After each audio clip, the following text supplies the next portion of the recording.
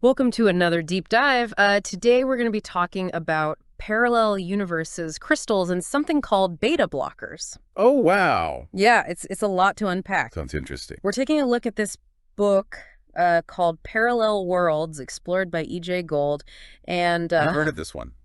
yeah, have you had a chance to look at it? I have. I flipped through it. Yeah. It's well, it's kind of a strange book. It's like a mix of like a science journal and a personal diary and then like a product catalog all in one. Yeah, it's a little hard to categorize for sure. So basically, this guy, E.J. Gold, claims to have invented something called a spirit radio that also acts as a beta blocker, Mm. which I don't even know where to start with that. Beta blocker. That sounds familiar. I feel like I've heard that in a medical context, Yeah.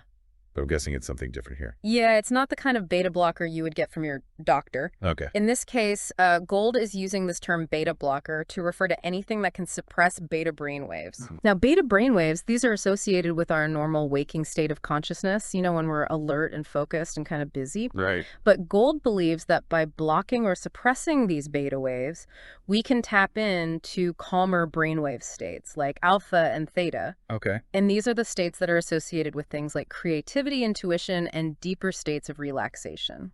Okay, so it's about shifting our brainwave patterns to access these like different levels of consciousness. Exactly. And he proposes that, you can achieve this through a variety of methods. Oh, interesting.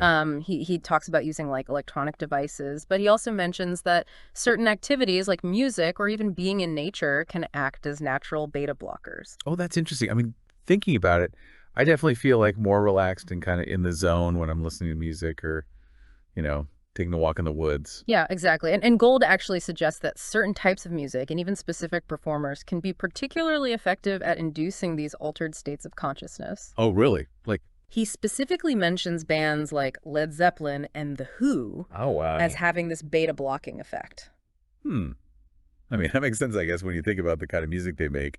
It's very immersive and kind of trance-inducing in a way. Right, exactly. It's like it takes you out of your normal headspace and into a different state of mind. Yeah. But I guess the big question is, how does all this tie into the spirit radio and this idea of communicating with other dimensions? Right, because that's a whole other level. Yeah, how do we get from beta brainwaves to talking to spirits? Right. Well, Gold claims that his spirit radio, which is essentially a modified crystal radio set using vintage components, Okay. can actually tune into what he calls subtractive frequencies or ghost waves. Ghost waves. Okay, we're getting into some spooky territory now. Yeah, it gets a little creepy. Yeah. He believes that these ghost waves are like subtle waveforms that disembodied spirits can manipulate to communicate with us. So he's saying